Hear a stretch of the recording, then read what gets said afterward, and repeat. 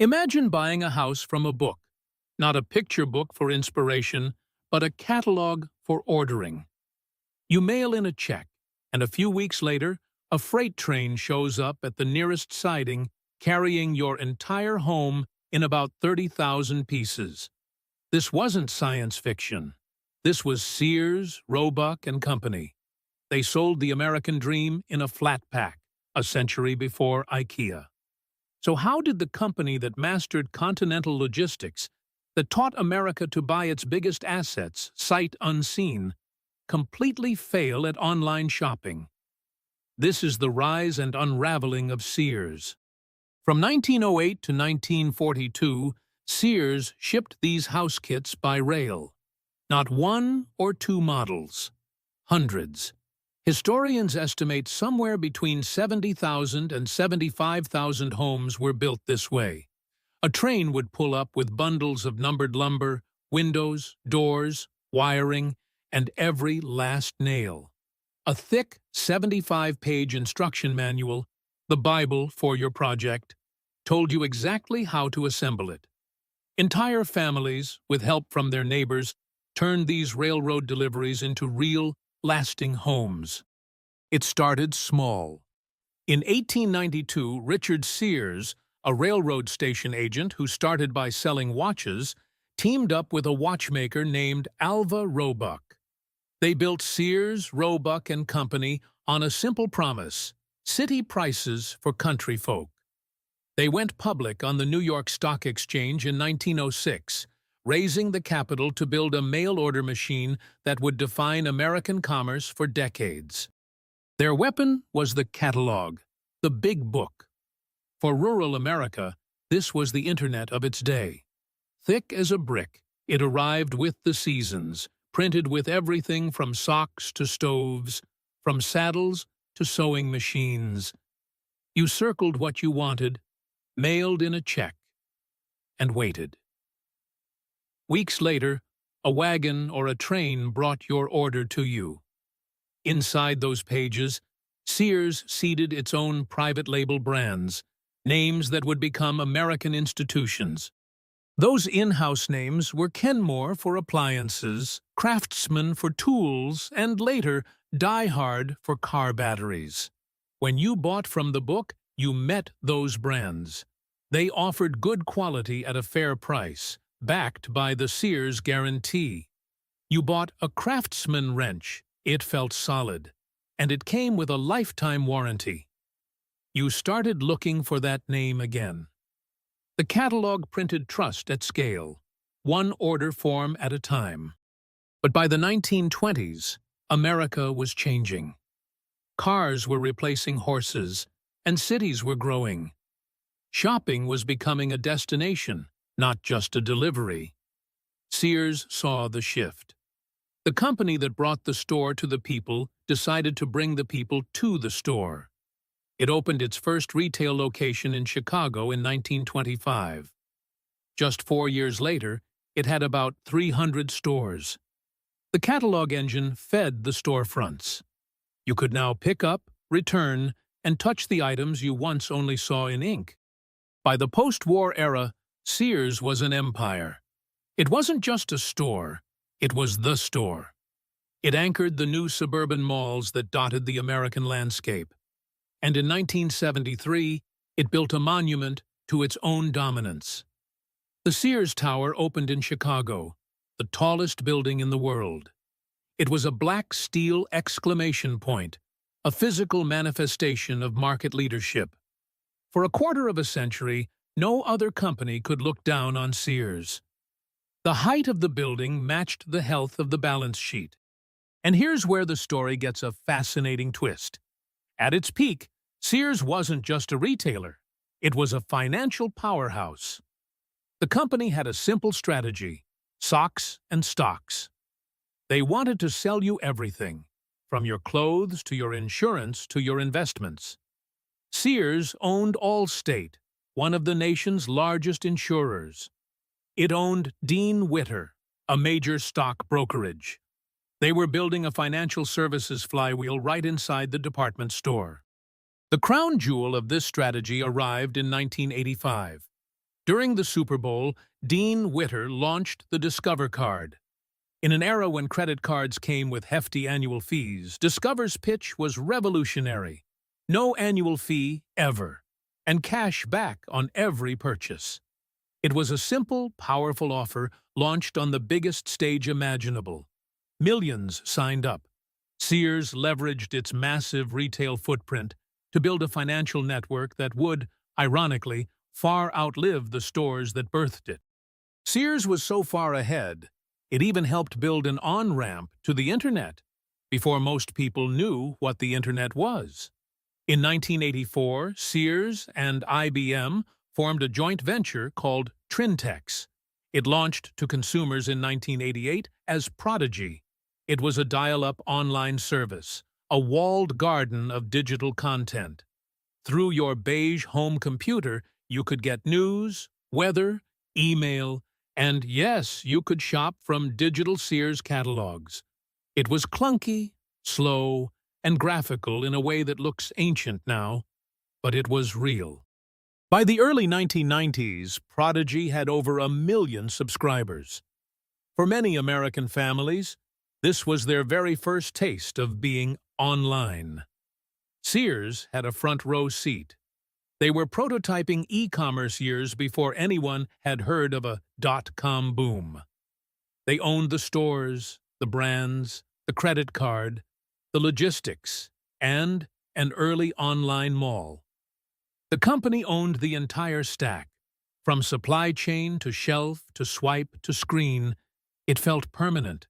It felt invincible. But invincibility is a dangerous illusion. And here come the first cracks. Running a massive conglomerate pulled management's attention in a dozen different directions. While leaders focused on finance and strategy, the basics of retail began to slip. The stores started to look tired. The tech systems that ran inventory were aging, and the culture, once scrappy and innovative, was becoming slow and bureaucratic. Meanwhile, new, hungrier competitors were redesigning the rules of retail.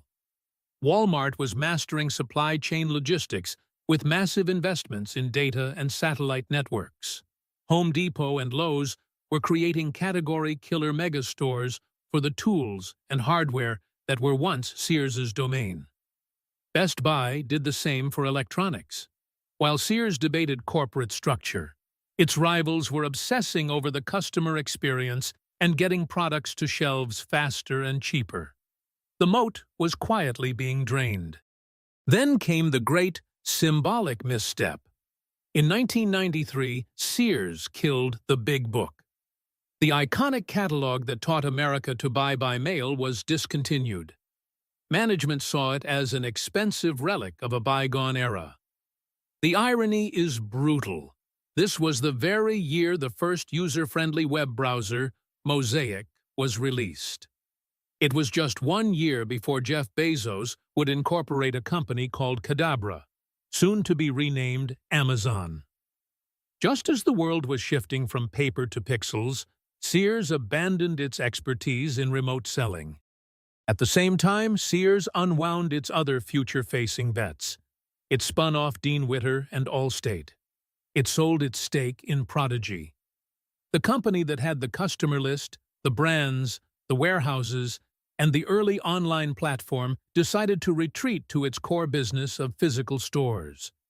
The bridge from catalog trust to digital clicks never got built. When a new generation of shoppers went looking for a familiar name online, Sears was a ghost. By the early 2000s, Sears was adrift. Then came a dramatic attempt at a turnaround. In November 2004, the hedge fund manager Eddie Lampert announced an $11 billion deal to merge a struggling Sears with a bankrupt Kmart. The deal closed in 2005, creating Sears Holdings. Lampert, a celebrated investor often compared to Warren Buffett, was not a retailer. He was a financier. The pitch was about financial discipline, unlocking the value of real estate, and ruthless efficiency. It was a plan that looked brilliant on a spreadsheet. Inside the stores, the plan felt very different. To foster competition, Lampert reorganized the company into more than 30 autonomous business units. Appliances, apparel, tools, e-commerce, IT, each with its own president, board, and profit and loss statement. They were forced to compete with each other for capital and even had to pay one another for services. The tool division had to contract with the IT division for computer support. The apparel division had to pay the marketing division to be included in a circular. The result was disastrous. Instead of collaborating to beat competitors, Sears divisions fought each other. They became silos, hoarding information and resources. Nobody was responsible for the overall customer experience. While rivals were integrating their online and in-store operations, Sears couldn't even get its own departments to work together. Morale plummeted. Shoppers noticed the decay long before Wall Street did. A family looking for a Kenmore dishwasher doesn't care about internal profit centers. They care if someone can help them, and if the item is in stock. The numbers told the story. In 2006, Sears Holdings' revenue was around $53 billion. Then, the slide began. For more than a decade, same-store sales fell, year after year after year. As cash dwindled, Lampert cut capital expenditures to the bone. Stores weren't remodeled. Technology wasn't updated. The lights grew dimmer. The linoleum peeled. Vendors, spooked by the constant decline, tightened their payment terms. That meant less inventory was shipped. Empty shelves became a common sight. What leaders called a reset was just a slow, painful liquidation. To generate cash, the company began selling the furniture to keep the lights on. In 2014, it spun off the popular clothing brand Land's End. In 2017, it sold the legendary Craftsman brand to Stanley Black Decker for $900 million. An entire American institution built on the promise of a lifetime warranty was sold off to pay the bills.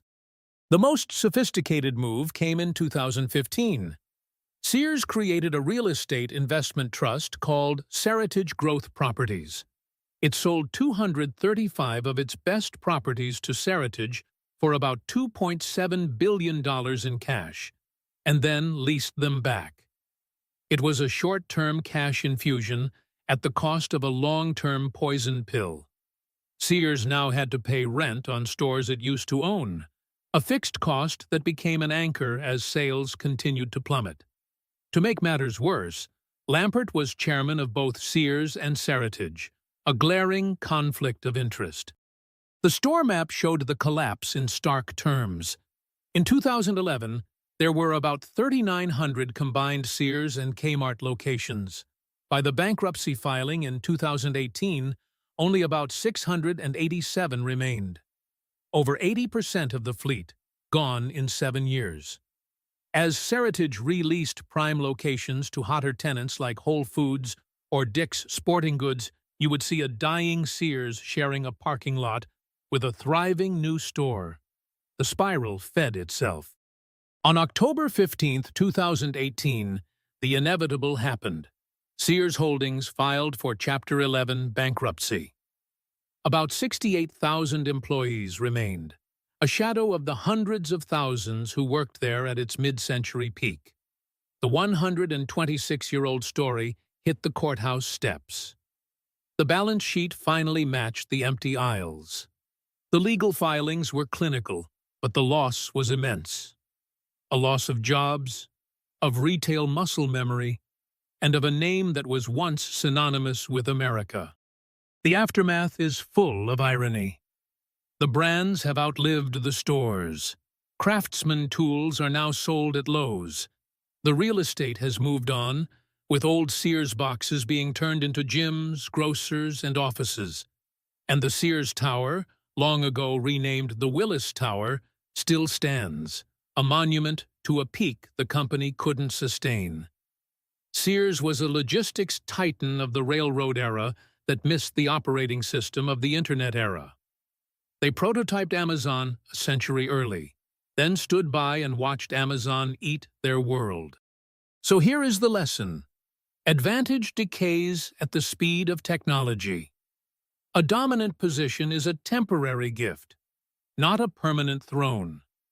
If you don't reinvest the profits from your moat into building the next platform, your monument becomes a museum piece. The company that could ship an entire house across the country by rail ultimately couldn't figure out how to ship the future.